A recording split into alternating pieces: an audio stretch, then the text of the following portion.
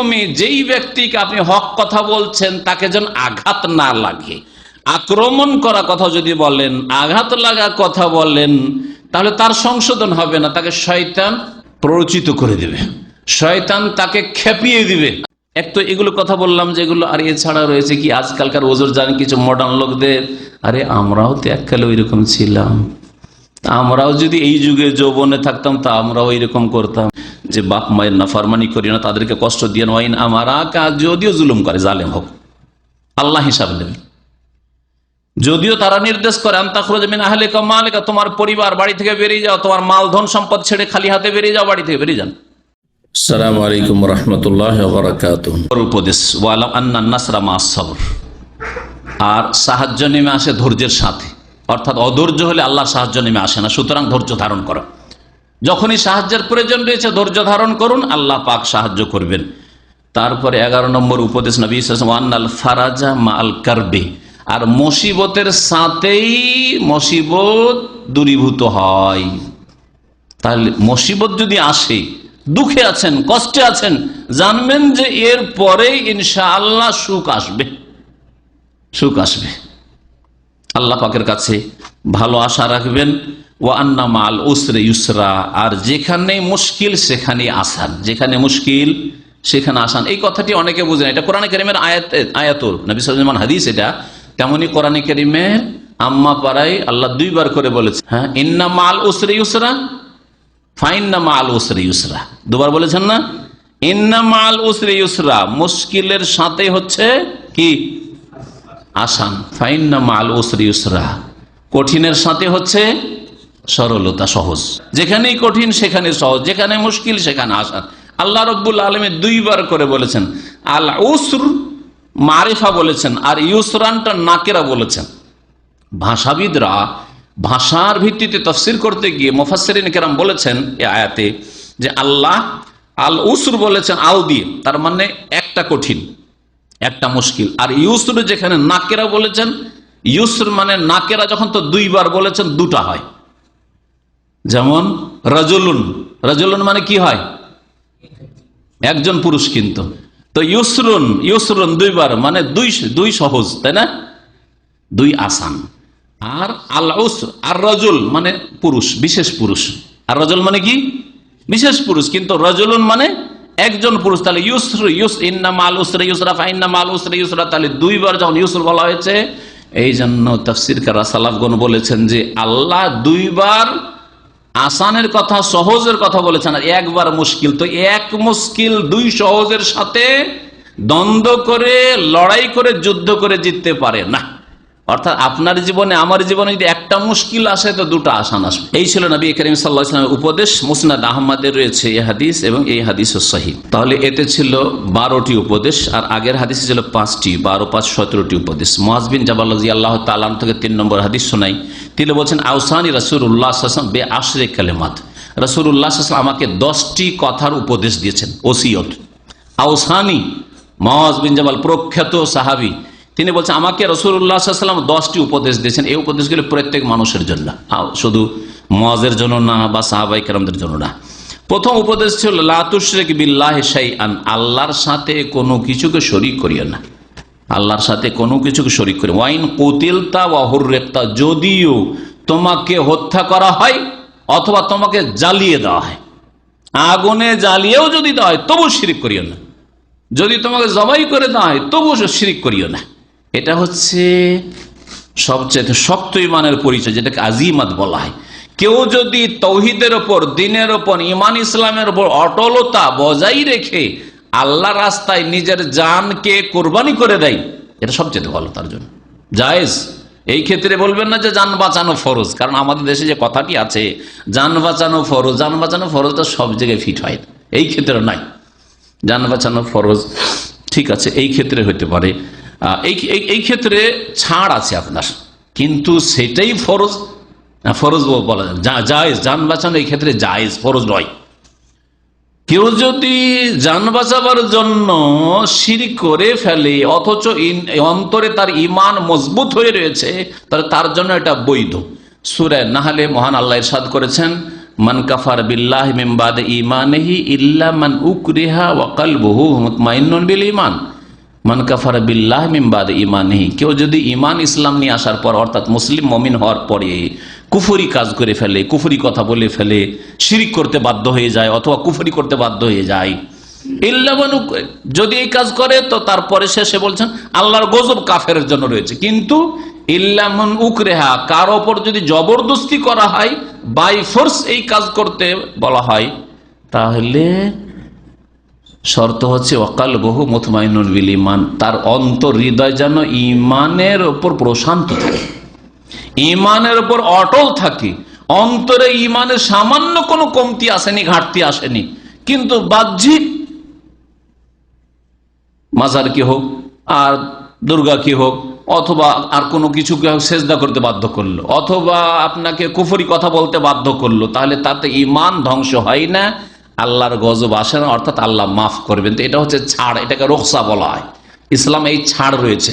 কিন্তু কেউ যদি বলে যে আমি ছাড় নেব না, আরে আমি কেন শিরিক করব, আমি শহীদ হয়ে যাব আল্লাহর রাস্তায় শাহাদাতের আশায়, কিন্তু আমি শিরিক করব না, আমি কুফরি করব না, তাহলে এটাই হচ্ছে আজিমত, এটা হচ্ছে সবচাইতে উচ্চ ঈমানের প্রমাণ। নবী করিম সাল্লাল্লাহু আলাইহি ওয়াসাল্লাম এই হাদিস প্রমাণ করে।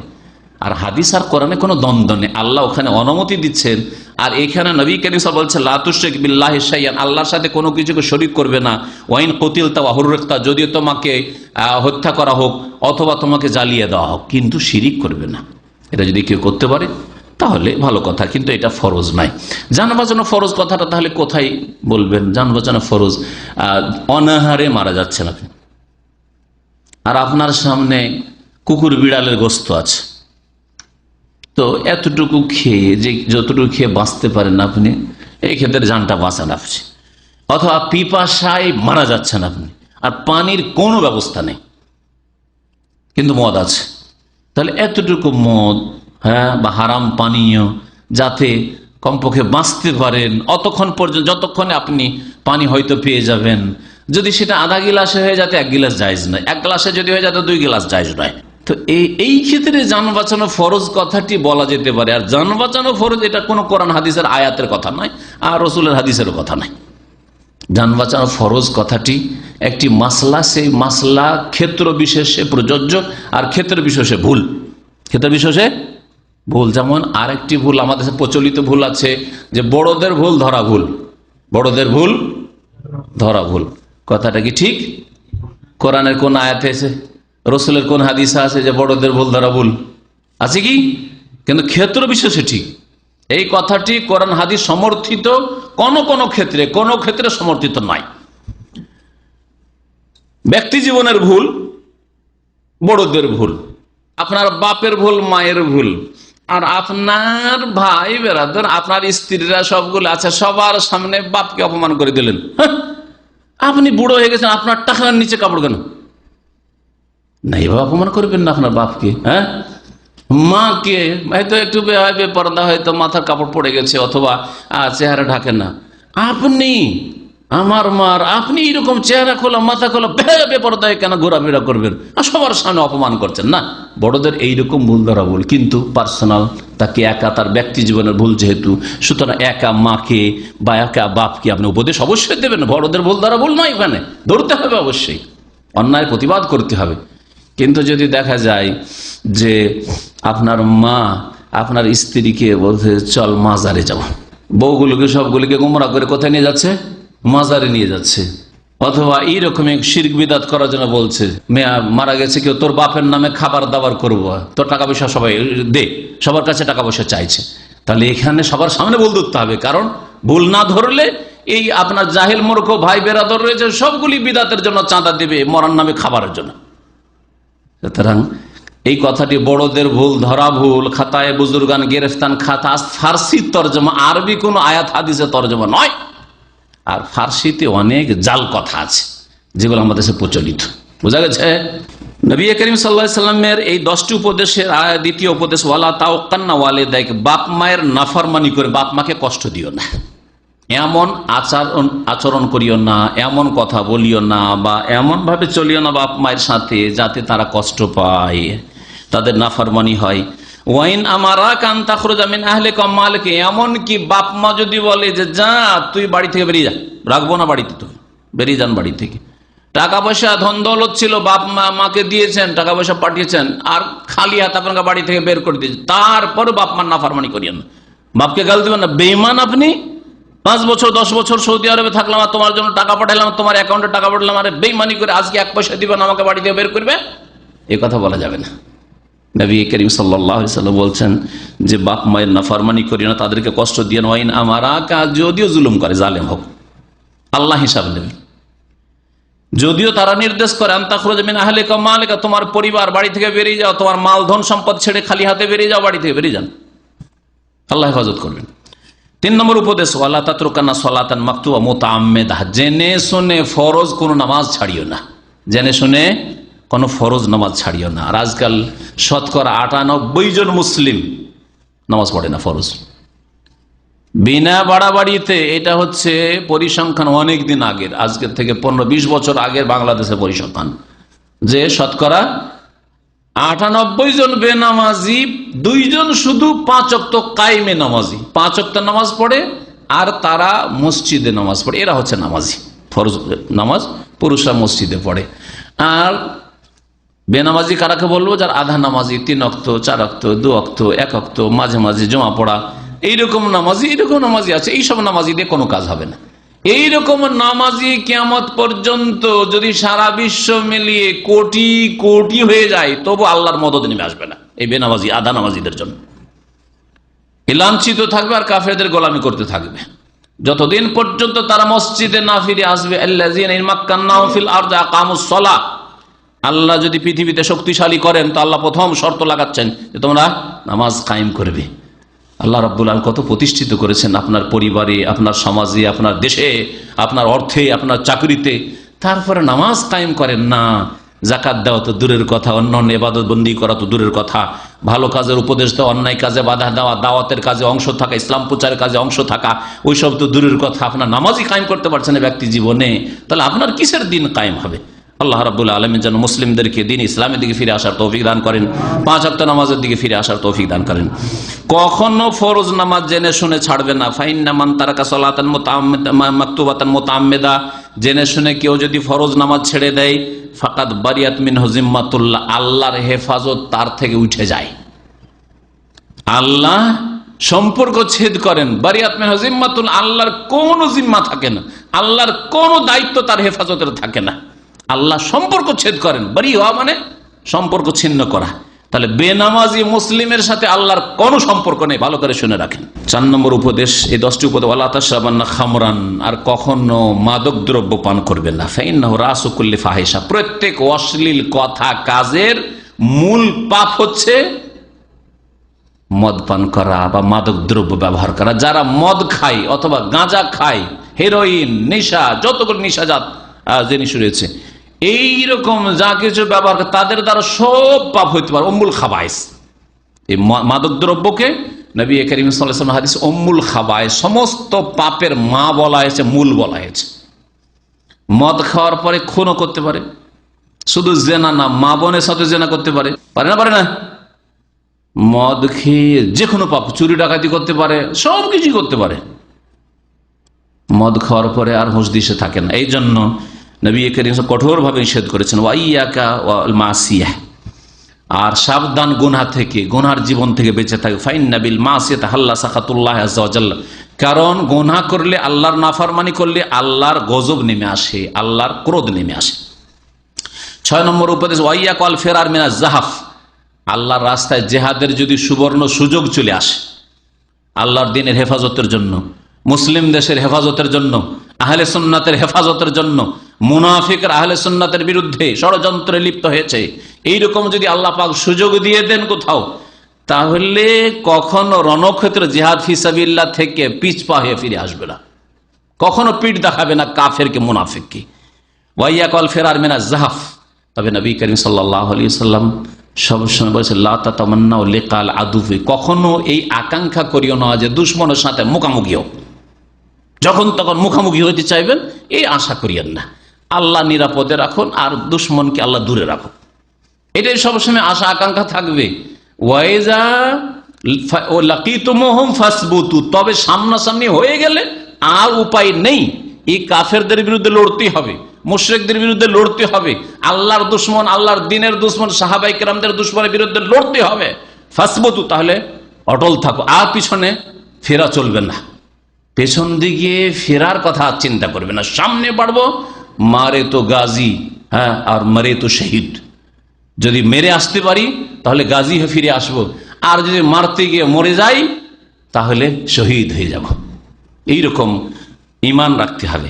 নবী করিম সাল্লাল্লাহু আলাইহি ওয়াসাল্লাম বলছেন, ওয়াইন হালাকান নাস, যদিও মানুষ মারা যায়, ওয়াইদা আসাবান নাস মুতান ওয়ান্তা ফিহিম ফাসবুত। আর একটি উপদেশ দিচ্ছেন, কোন এলাকায় যদি মহামারী চলে আসে, আমাদের দেশে আগের যুগে খুব মহামারী আসতো, হ্যাঁ, বসন্ত, গুটি বসন্ত হইতো, শুনেছেন? গুটি বসন্ত, দাগ দাগ যে হয়ে যেত, হয়ে বেশিরভাগই বাঁচত না, আর কেউ যদি বাঁচত তা একেবারে চেহারা শরীর একবার পুরো দাগ দাগ হয়ে যেত, গুটি বসন্ত। আলহামদুলিল্লাহ, এই মহামারী গিয়েছে, কিন্তু নতুন নতুন মহামারী দেখেছে। যেমন নতুন নতুন পাপ মুসলিম সমাজে দেখা দিচ্ছে, তেমন নতুন নতুন মহামারীও আল্লাহর গজব নেমে আসছে। কলেরার মহামারী ছিল, ডায়রিয়ার মহামারী, তারপরে আপনার আজকাল এই যে যতগুলি কি রয়েছে নতুন নতুন যেগুলো কি বলছেন, বিভিন্ন বিভিন্ন যেগুলো ভাইরাস অথবা যেগুলো কি বলছে ফ্লু ফ্লু ফ্লু যেগুলোকে বলা হচ্ছে বিভিন্ন, এগুলো নতুন মহামারী। তারপরে জেনার সমকামিতা আর অবাধ মেলামেশা নারী পুরুষের, এগুলির কারণে এডস যে আযাব, এগুলিও মহামারী, জাতি ধ্বংস হয়ে যাচ্ছে। যদি কোনো এলাকায় মহামারী নেমে আসে, ওয়ান তাফিম, আর সেখানে তুমি বসবাসকারী, সেখানে চাকরি করছো অথবা সেখানে বাড়ি, তাহলে ফাসবুত, সেখানে থাকো, পালায়ন করিও না। কারণ পালিয়ে গেলে হতে পারে যে তোমাকে ভাইরাস আক্রমণ করেছে, আর সে ভাইরাস নিয়ে তুমি এখান থেকে মক্কা পালিয়ে গেলে, মদিনা পালিয়ে গেলে, ভাইরাস নিয়ে যে মদিনা মক্কা পৌঁছে দিলে তুমি, এইখান থেকে মহামারী এসছে আর চলে গেলেন দেশে, দেশে গিয়ে দেশে মহামারী ছড়াই দিলেন। এই জন্য নবী করিম সাল্লাল্লাহু আলাইহি ওয়াসাল্লাম নিষেধ করেছেন। এইরকমই যদি জানতে পারেন যে না, দেশে মহামারী দেখা দিয়েছে আর আপনি এখানে আছেন, তাহলে ঢুকবেন না, নবী সাল্লাল্লাহু আলাইহি ওয়াসাল্লাম নিষেধ করেছেন। দেশে কোন দেশে মহামারী আর আপনার সেখানে যাওয়ার প্রয়োজন ছিল, যে এখন যাবেন না। কারণ এক তো হতে পারে, আর যদি নাও হয় তো আপনার ঈমান খারাপ হতে পারে। হয়তো এখানে ওই রোগ ছিল না, কিন্তু ওখানে গেলেন আপনি আর ওই রোগে আপনি আক্রান্ত হয়ে পড়লেন, তখন আপনার ঈমান খারাপ হয়, আমি না আসলেই ভালো হইতো, আসলাম সেই জন্য বিপদ চলে আসলো। যার ফলে নবী করিম সাল্লাল্লাহু আলাইহি ওয়াসাল্লাম কোনো জায়গায় যদি মহামারী থাকে সেখানে যেতে নিষেধ করেছেন, আর আপনার এলাকায় যদি মহামারী চলে আসে সেখান থেকে অন্য জায়গায় পালাতে নিষেধ করেছেন। ওয়ানফিক আলা ইয়ালিকা মিন তৌলিকা, আর তোমার পরিবারের উপর খরচ করো তোমার আয় উপার্জন অনুপাতে, তোমার যতটা সাধ্য আছে সাধ্য অনুযায়ী তোমার পরিবারের উপর খরচ করো, তাহলে কখনো ঋণগ্রস্ত হবেন না আপনি, কখনো আপনি অভাবী হবেন না, কখনো মানুষের কাছে অপদস্থ হবেন না, অপমানিত হবেন না। আর যখন মনে করেন রে আমার আশেপাশে এত টাকা খরচ করে, এইরকম গাড়ি ব্যবহার করে, এইরকম বাড়ি, আর এইরকম তারা খাই দায়, এইরকম তাদের চলাফেরা, আর আপনার স্ত্রী যদি এরকম চিন্তা করে যে দেখেন পাশের ভাবি এইরকম কাপড় চোপড় পরে, আমাকে কি দিচ্ছেন আপনি, বা তুমি কি দিচ্ছ, আমার ছেলে মেয়েদের তুমি কি দিচ্ছ, ওই রকম দিতে হবে, এই করতে হবে, সেই করতে হবে, যদি করতে যান তাহলে হবে কি, অভাব দেখা দিবে, ঋণগ্রস্ত হবেন, আর মানুষের গাল খাবেন, গলায় গামছা দিবে, টাকা দিয়ে এখান থেকে যা উঠতে পাবি না, বেজ্জত হইতে হবে, আর কত যে গালমন্দ শুনতে হবে, অভাবে স্বভাব নষ্ট হবে, অভাবে স্বভাব নষ্ট হয়ে যাবে। কখনো আপনি অন্যের দিকে তাকিয়ে খরচ করবেন না, অন্যরা যেভাবে চলছে সেভাবে আমাকে চলতে, আমার পরিবারকে চালাতে হবে, কোনো প্রয়োজন করে না। আল্লাহ পাক আমাকে যা দিয়েছেন তাতে আমাকে আমার মাসের খরচটা জুটাইতে হবে। কিভাবে এটা দিয়ে আমি আমার মাসকে চালাবো, মাসের খরচ চালাবো, আমাকে তার জন্য প্ল্যানিং করতে হবে। আমার পরিকল্পনা আমার কাছে আমার মতো, আমার পাশের বাড়ির মতো নয়, এভাবে চলতে হবে। নবী করিম সাল্লাল্লাহু আলাইহি ওয়াসাল্লাম এই উপদেশ দিয়েছেন। দুনিয়ার ক্ষেত্রে রাসূলুল্লাহ সাল্লাল্লাহু আলাইহি ওয়াসাল্লাম হিতাকাঙ্ক্ষী ছিলেন। এ দুনিয়ার বিষয়, এটা দুনিয়ার বিষয়, দিনের বিষয়ের চাইতে বেশি দুনিয়ার বিষয়, যে আপনার সাধ্য অনুযায়ী আপনি আপনার পরিবারের উপর খরচ করেন। এক্ষেত্রে কৃপণতা করবেন না। অনেক আবার কৃপণ, এমন কৃপণের কৃপণ যে পরিবার নিয়ে থাকতে পারবে, তার বলছে না না না দেশেই রাখবো, দেশে থাকলে এখানে আমি 200-300 টাকা খেলাম, বাকি টাকা জমা করলাম। আর অনেকে আছে যে ওখানে শ্বশুর বাড়িতে রেখে দিয়ে শ্বশুর শাশুড়ি খরচ চালাচ্ছে ফ্রিতে, ওইদিকে ছেলে মেয়ে মানুষ হচ্ছে, আর এইদিকে টাকা পয়সা জমাচ্ছে। এইরকম কাজ করবে না, কৃপণতা করবেন না। দিতে পারবে আপনি স্ত্রী ছেলে মেয়েকে, আপনি দিতে পারবেন, দিচ্ছেন না, এইরকমও করবেন না। ওয়ালা তারফা আনহুম আসাকা আদাবান, আর আদবের লাঠি ছেলে মেয়ের ওপর থেকে উঠিয়ে নেবেন না। অর্থাৎ আপনি ছেলে মেয়েকে স্বাধীন ছেড়ে দেবেন না। না না না না, মারতে নাই ছেলে মেয়েকে। হ্যাঁ, ছেলে মেয়েকে এইভাবে ধমক দিতে নাই, ভয় পেয়ে যাবে, তখন তার মানসিক অবস্থা দুর্বল হয়ে যাবে। আজকালকার এক শ্রেণীর মূর্খদের কথা এগুলো। কি বলে জানেন, বেশি বাচ্চাদের ধমক দিতে হয় না, না হলে রাত্রে চমকে উঠবে, ভয় পাবে, আর তারপরে কাপুরুষ হয়ে যাবে, ও বাহাদুর বানাবে, সেজন্য ছেড়ে দিয়েছে। আর যার তার ছেলে মেয়েকে মেরে চলে আসছে। হ্যাঁ, এটা কি বাহাদুরি মনে করে এক শ্রেণীর বেকুবগুলো। তো আপনার ছেলে ভুল করছে, মেয়ে ভুল করছে, তারপরে আপনি না না না কোনো আদব দিবেন না, ধমক দেবেন না, একটা মারও দেবেন না, হালকা মার দেবেন না। তখন কি বিভিন্ন রকমের ওজোর, এক তো এগুলো কথা বললাম যেগুলো, আর এছাড়া রয়েছে কি আজকালকার ওজোর জানেন কিছু মডার্ন লোকদের, আরে আমরাও তো এককালে ওই রকম ছিলাম, আমরাও যদি এই যুগে যৌবনে থাকতাম তা আমরাও এইরকম করতাম। আজ এত কি আর বাধা দেওয়া যায়? যখন ছেলে মেয়েরা বড় হয়েছে, স্কুলে যাচ্ছে, তখন ওদের তো বন্ধু বান্ধব থাকবেই, মেয়ের বন্ধু থাকবে, ওর মেয়ের বন্ধু থাকবে, অসুবিধা নেই। আজকাল যুগটাই ওইরকম হয়ে গেছে, যুগের দোষ চাপিয়ে দিল, মেয়েকে নির্দোষী করে দিল, মেয়েকে দিল নির্দোষী করে, আর যুগের উপর দোষ চাপিয়ে দিল, যুগের উপর দোষ চাপিয়ে দিল না, আল্লাহর উপর দোষ চাপিয়ে দিল। ঠিক না? লাতাসুবুদ্দার, তোমরা জামানাকে গালমন্দ করিও না, ওর মেয়েকে কিছু বলবে না, মেয়ে বেহায় বেপরদা। অন্য যুবকের রিক্সাতে চড়ে যাচ্ছে, হয়তো মোটরসাইকেলে চড়ে যাচ্ছে, খোঁজ পাওয়া যাচ্ছে পার্কে চলে গেছে, অসুবিধা নাই, অসুবিধা। আজকালকার যুগটা এরকম হয়ে গেছে। কলেজ ইউনিভার্সিটি পড়াবেন আপনি মেয়েকে, মোবাইল দিয়ে রেখেছেন আপনি, আদব কায়দা শিখাবেন না আপনি, না পর্দায় শিখাবেন, না ধমক দেবেন, না শাসন করবেন, না আপনি পর্যবেক্ষণে রাখবেন, খোঁজ খবরই নেই আপনার কি করে না করে, লুকিয়ে লুকিয়ে টেলিফোন করে খোঁজ খবর আপনিও রাখেন, আপনার স্ত্রীও রাখেন না। যেদিন বাড়ি বের হয়ে চলে গেছে, বাড়ি থেকে পালিয়ে গেছে, তখন মাথা খারাপ হয়ে যায়, রে মেয়েটার আমি বিয়ে দিতে পেলাম না, নিজের মন মতো একটা ভালো ছেলে দেখে বিয়ে দিতাম, এতদিনে হুঁশ হয়েছে, এতদিন হুঁশ হয়নি। এগুলো আল্লাহর আযাব, এগুলো আল্লাহর আযাব। এটাকে মনে করেন যে আপনার মেয়ের দোষ, এটা আল্লাহর আযাব, আপনার পাপের দোষ, আপনার পাপের দোষ আর আপনার স্ত্রীর পাপের দোষ। ভালো করে মনে রাখেন এগুলো কথা। নবী করিম সাল্লাল্লাহু আলাইহি ওয়াসাল্লাম বলছেন যে তোমার আদবের লাঠি ছেলে মেয়েদের ওপর থেকে উঠিয়ে নিও না। আর 10 নম্বর উপদেশ, ও আখিফহুম ফিল্লাহ, আর আল্লাহর ভয় দেখাবে তাদেরকে, ছেলে মেয়েদেরকে আল্লাহর ভয়টা যাতে তাদের অন্তরে তৈরি হয়, এইরকম মাঝে মাঝে উপদেশ দেবে, শিক্ষা দেবে, এমন সিলেবাসে শিখাবে যাতে আল্লাহর ভয় পয়দা হয়। আর যদি স্কুলেই পড়াইতে হয়, আমাদের দেশের স্কুলে ইসলামিক সাবজেক্ট নাই, তাহলে আপনি পাশে ইসলাম শিক্ষা দেন। এটাও একেবারে গैर জরুরি জিনিস হয়ে গেছে, অতিরিক্ত জিনিস। আজকাল বুঝেন, যদি স্কুলে টিউশন থাকে, কখনো বাইরে ঘুরতে ছেলে মেয়েকে নিয়ে যাবে না। স্কুলে টিউশনের জন্য একটা সাবজেক্টের টিউশনে 500 রিয়াল পর্যন্ত দেয়, কিন্তু একটা হাফেজ সাহেবকে কোরআন শিক্ষার জন্য 100 টাকা দিতে মাথা খারাপ হয়ে যায়। হ্যাঁ, আমাদের কিছু ভাইরে সব পড়িয়ে বেড়ায়, তো কয়েক বছর আগে জিজ্ঞেস করতো কত টাকা, আরে বলিয়েন না, বলছে আমাদের যদি বাংলাভাষী হয় তো চেষ্টা করে যে 50-এ পাওয়া যায়, না হয় 75-এ পাওয়া যায় কিনা, মাসে 50 থেকে 75 টাকায় পাওয়া যায় কিনা কোন হুজুর, এরকম সস্তা হুজুর খোঁজো। আরে সস্তা হুজুর খোঁজো, বিদাত শিখাবে, নামাজ শিখাবে, হ্যাঁ যাই নামাজের দোয়া শিখাবে, আর ইফতারে তো বেহাজাল ইমাম শিখাবে, আর 5 কলমা শিখাবে, আর কত কি বিদাত শিখাবে। সহি আকীদা তো খুঁজলেন না। আর সস্তার আর একটা দুরবস্থা শুনেন, সস্তার বড় দুরবস্থা আছে। এরা যে টিউশন পড়ায় তো মাশাআল্লাহ, ওরাও আধা ঘন্টার বেশি দিবে না। তুই সস্তা, যেমন যার টাকা, যদি কেউ 200 রিয়াল দেয়, ওর বাচ্চাদেরকে 1 ঘন্টা দেয়, আর যদি কেউ 100 রিয়াল দেয়, তাহলে ওর জন্য আধা ঘন্টা, তাতেও মাঝে মাঝে ফাঁকি মেরে দেয়, বুঝছেন? আচ্ছা, বাপ মা ওই রকম ফাঁকি মারে। টিউশন, ইংলিশের টিউশন আছে, সায়েন্সের টিউশন আছে, অঙ্কের ম্যাথের টিউশন আছে, সেখানে একদিনও সে কোথাও পার্টি তো ওই টিউশনের সময় নিয়ে যাবে না। কিন্তু যদি হুজুর আজকে আসেন না, একটা পার্টি আছে খবরে, হুজুর আজকে আসেন না, ছেলেরা বলছে একটু কর্নিশে যাবো, সমুদ্রের বিচে যাবো, আপমন যাবো, বুঝতে পেরেছেন? আজকে একটু হুজুর আজকে ওইতে যেতে চাই, কোথায় কি ওই জোবাইলের ওটাকে কি বলে, জোবাইলের বীজটাকে কি বলে? হ্যাঁ, না আরেকটা নাম আছে ওই এলাকার, তো যাই হোক নামের প্রয়োজন নেই, এক কথায় যাবো আর কথা। তো এই হলো অবস্থা। এদের ইসলাম শিখানোটা একেবারে সব কিছুর পরে হইলো হইলো, না হইলে অসুবিধা নেই, কোনো অসুবিধা নেই। আরো মজার কথা, দুনিয়ার কম্পিটিশনে যখন একসাথে পার্টি খেতে বসে তখন সবাই এক অপরকে দুনিয়ার কথা জিজ্ঞেস করে, ভাই আপনার ছেলে মেয়ে কয়জন? বলে আমার একটা ছেলে একটা মেয়ে। কোথায় আছে? বলছে একটা আমেরিকা একটা কানাডায়। একটা আমেরিকা একটা কানাডায়। আর একজন বলছে আপনার ছেলে মেয়ে কোথায়? বলছে আমার একটা ছেলে মালয়েশিয়ায়, একটা মেয়ে আছে অস্ট্রেলিয়ায়।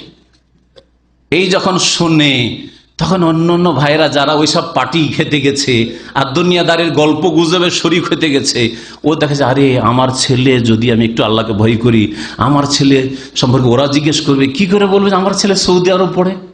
মানহানি হয়ে যাবে না? সবে বলে আমেরিকা, কানাডা, অস্ট্রেলিয়া, মালয়েশিয়া। হ্যাঁ, আর আমি যদি বলি যে আমার ছেলে সৌদি আরবে পড়ে, অথবা এখানে এ লেভেল করার পরে 12 করার পরে বাংলাদেশ পাঠিয়ে দিয়েছি, এর কি বলবে লোকে? হ্যাঁ, সবাই আমেরিকা, কানাডা, আর আমি হচ্ছি এতে বাংলাদেশ। না না না না, এটা হবে না, এটা হবে না। তো আমাকেও জান যাক মান থাক, কথা বলছেন, জান যাবে যাক, হ্যাঁ, টাকা পয়সা সব চলে যাক, 30 বছর 40 বছর যা ইনকাম করলো, একটা ছেলে একটা মেয়ে পড়ার জন্য ইউরোপ আমেরিকায় কাফেরদের ওই অ্যাকাউন্টের টাকা ঢেলে দেওয়ার জন্য, তাদের ইউনিভার্সিটির টাকা ঢেলে দেওয়ার, সব টাকা পয়সা দিয়ে দিল, কিন্তু মান সম্মান রক্ষা পেল। আমার ছেলে কোথায় থাকে? আমেরিকায় থাকে। আমার ছেলে কোথায় থাকে? বলছে কানাডাই থাকে আমার ছেলে। আর সেই ছেলেগুলো যেটুকু ইসলামের পোশাক সৌদি আরবের ছিল সবগুলি খুলে ওখানে রেখে চলে আসে, যে থাক, যেটুকু ইসলাম নিয়ে এসেছিলাম এদেশে দাফন করে দিতে চলে যায়। জি হ্যাঁ, ইল্লা মান রাহিমাল্লাহ, ইল্লা মাশাআল্লাহ। হাজারে একটা হইতে পারে যে সে হয়তো তার কিছু ইসলাম বাকি বকি ইসলাম নিয়ে ফিরে আসবে। এটা বাস্তব সত্য কথা বলছি, আর তিক্ত অভিজ্ঞতার কথা বলছি, আর অনেক ভাইদের সাথে যোগাযোগ আছে বা সেগুলির খবর আছে, সেই জন্য বলছি। আল্লাহ রাব্বুল আলামিন যেন সকলকে বুঝার তৌফিক দান করেন। এই কম্পিটিশনে যাবেন না কার কি হচ্ছে না হচ্ছে, এই কম্পিটিশনে যাবেন। আলহামদুলিল্লাহ, আমি আরে যদি সৌদি আরবে নাও পড়ে তোমার বাংলাদেশে ফেরান, তবু পশ্চিমা দেশ চাইতে ভালো, পশ্চিমা দেশ চাইতে ভালো। সেখানে অন্তত সমাজের একটা ভয় আছে। আপনার ছেলে সমাজের সামনে সমাজের ভয়ে মদ খেতে পারবে না, সমাজের ভয়ে একটা যুবতীকে নিয়ে রাস্তায় ঘুরতে পারবে না। পারবে বাংলাদেশে? কখনো পারবে না, লজ্জা পাবে আপনার গ্রামে, আপনার আশেপাশে। আরে অমুকের ছেলে, হ্যাঁ, লোকেরা চেনে নেবে, হ্যাঁ, এরা সব আমাকে চেনে যে আমি অমুকের ছেলে, কি করে এই কাজটা করতে পারে। আল্লাহর ভয় না থাকলেও সমাজের ভয় আছে। কিন্তু ইউরোপ আমেরিকা কানাডা যে আপনার ছেলে মেয়েকে পাঠিয়ে দিতে কার ভয় আছে? না আল্লাহর ভয়, না সমাজের ভয়, কোন ভয় নেই সেখানে। আল্লাহ রাব্বুল আলামিন আমাদের বুঝার তৌফিক দান করে। আল্লাহর ভয় যাতে করে ছেলে মেয়েদের অন্তরে পয়দা হয়, এই উপদেশ রাসূলুল্লাহ সাল্লাল্লাহু আলাইহি ওয়াসাল্লামের 10 নম্বর উপদেশ। এই হাদিস মুসনাদে আহমদে রয়েছে, হাদিসটি সহিহ, এবং তাবরানীতে রয়েছে। এই হাদিস ইরওয়াউল গলিলে আলবানী রহমতুল্লাহ আলাইহি হাদিসটিকে সহিহ বলেছেন, আর অন্য সহিহুত তারগিবে তিনি হাসান লিগাইরিহি বলেছেন হাদিসটি। সময় যথেষ্ট হয়ে গেছে, সেই জন্য আর 2-4টি উপদেশ এখানে পেশ করে আমার আলোচনা শেষ করছি। আবু যার রাদিয়াল্লাহু তাআলা আনহু থেকে বর্ণিত, তিনি বলছেন যে আমারানি খালিলি সাল্লাল্লাহু আলাইহি ওয়াসাল্লাম, আমার অন্তরঙ্গ বন্ধু রাসূলুল্লাহ সাল্লাল্লাহু আলাইহি ওয়াসাল্লাম 7টি আমাকে উপদেশ দিয়েছেন, নির্দেশ দিয়েছেন। আমারানি বিহুব্বিল মাসাকিন, আমি যেন গরিব, দুঃখী, দরিদ্রকে ভালোবাসি। তাহলে গরিবদের ভালোবাসবেন, এটা হচ্ছে আপনার ভালো লক্ষণ। আমিও চেষ্টা করি আলহামদুলিল্লাহ যে ধনীদের চাইতে গরিবকে ভালোবাসবো, গরিব ধার্মিককে ধনী ধার্মিক চাইতে বেশি ভালোবাসি। আল্লাহ পাক রব্বুল আলামিন যেন তৌফিক দান করেন, আল্লাহ যেন তৌফিক দান করেন, এবং কথায় কাজে যেন ইখলাস দান করেন। এটা হচ্ছে নবী করিম সাল্লাল্লাহু আলাইহি সাল্লামের উপদেশ। আবু যারকে বলছেন যে তুমি কি করবে? বিহুব্বিল মাসাকিন, মিসকিনদেরকে ভালোবাসবে। ওয়াদুনুই মিনহুম, মিসকিনদের কাছাকাছি হবে, অভাবীদের কাছাকাছি হবে, তাদের খোঁজ খবর নেবে। ও আমারানি আন আনজুরা ইলা মান হুয়া দুনি, আর আল্লাহর দুনিয়ার নিয়ামতের ক্ষেত্রে নিচের দিকে যেন দেখি, আমার নিচে কারা আছে। আমার বেতন যদি 2000 থাকে, তো আমার নিচে 1000 আছে, 500 আছে, 300 আছে, ওই দিকে দেখবো। কার 10,000 আছে ওইটা আবার দেখে লাভটা কি? তো অশান্তি আমার। নিষেধ করেছেন রাসূলুল্লাহ সাল্লাল্লাহু আলাইহি ওয়াসাল্লাম। ওয়ালা আনজুর ইলা মান হুয়া ফাওকি, আমার উপরে যারা আছে ওদের দিকে দেখব না। নেতৃত্বে আছে, পয়সাতে আছে, হ্যাঁ, আর বিভিন্ন ক্ষমতায় আছে, ওইসব আমার দেখে লাভ নেই। ও আমারানি আন আসিলা রাহিম, আর যাতে করে আত্মীয়দের সাথে সুসম্পর্ক করি, এই নির্দেশ দিয়েছেন। ওয়াইন আদবারাত, যদিও আত্মীয়ের লোকেরা আমার সাথে খারাপ আচরণ করে, কথা না বলে, তারপরে তাদের সাথে যেন ভালো আচরণ করি। ও আমারানি আল্লাহ আসআলা আহাদান শাইআ, আর আমাকে নির্দেশ দিয়েছেন, উপদেশ দিয়েছেন যে কারো কাছে যেন কোনো কিছু ভিক্ষা না করি, না চাই, চাইটা নিষেধ করেছেন। ও আমারানি আন আকুলা বিল হাক্কে, সত্য কথা যেন বলি, এই নির্দেশ দিয়েছেন। ওয়াইন কানা মুররান, যদিও তিক্ত লাগে, সত্য কথা হক কথা যদি বলেন তো মানুষকে কি লাগে? হ্যাঁ, তিতা লাগে। যদিও তিতা লাগে তারপরেও হক কথা বলবেন, কিন্তু হক কথা তিতা জিনিসকে মিষ্টি করে পেশ করার চেষ্টা করবেন, এটা বলবেন না আবার। হ্যাঁ, মুসা আলাইহিস সালাম ফেরাউনের সামনে হক কথা পেশ করেছিলেন না করেন নাই? কিন্তু তিতা করে পেশ করেছিলেন না মিষ্টি করে পেশ করার চেষ্টা করেছিলেন? মিষ্টি করে। আল্লাহ কি বলছেন? ফাকুলা লাহু কাওলান লাইয়িনান, হে হারুন মুসা, তোমরা দুই ভাই ফেরাউনকে নরম ভাষায় কথা বলিও।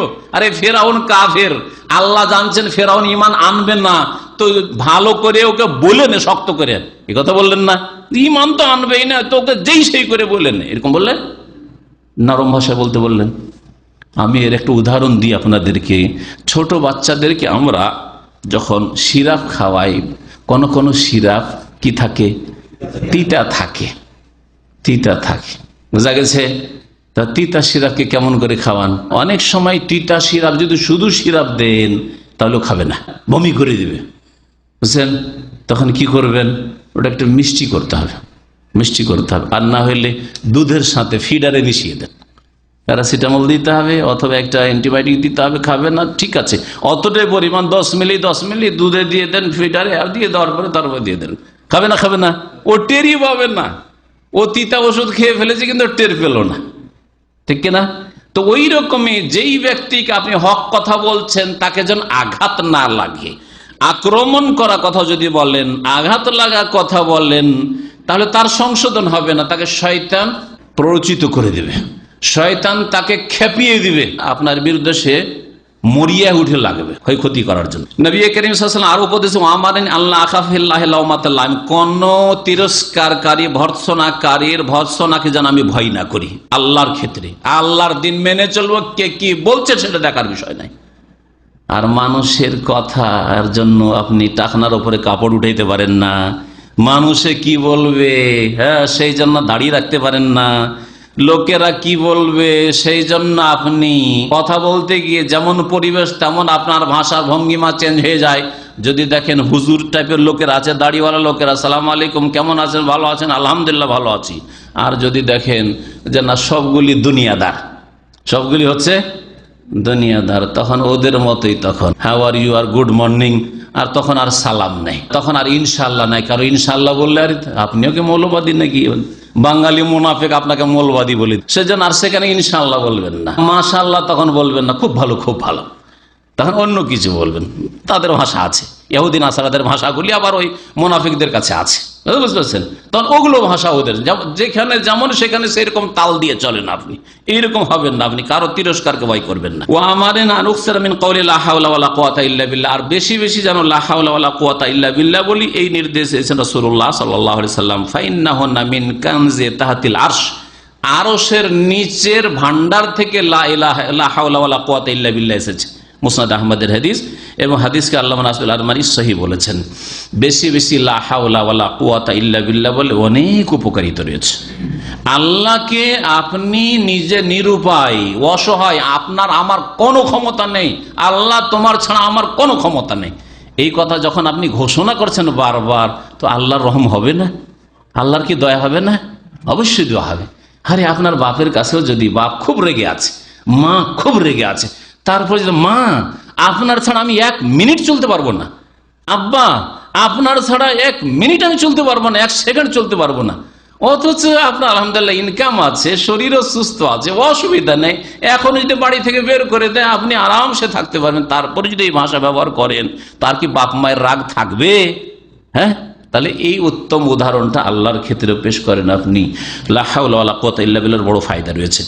নবী করিম সাল্লাল্লাহু আলাইহি ওয়াসাল্লাম আবু হুরায়রাকে 3টি উপদেশ দিয়েছিলেন যে প্রত্যেক মাসে 3টি করে রোজা রেখে বিসিয়ামে সালাসাতা ইয়ামিন মিন কুল্লি শাহর, ওয়া রাকাতায়ে দুহা, চাস্তের নামাজ কমপক্ষে 2 রাকাত পড়িও, ওয়ান উতের কাবলান আরকুদ, ঘুমাবার আগে যাতে করে আমি বেতরটা পড়ে নিই। তাহলে যেসব ভাইয়েরা তাহাজ্জুদ পড়তে পারবেন না, তারা আবু হুরায়রাকে যে উপদেশ দিয়েছেন রাসূলুল্লাহ সাল্লাল্লাহু আলাইহি ওয়াসাল্লাম, ওসিয়ত করেছিলেন, সেই ওসিয়তের উপর আমল করে বেতর পড়ে শুইবেন।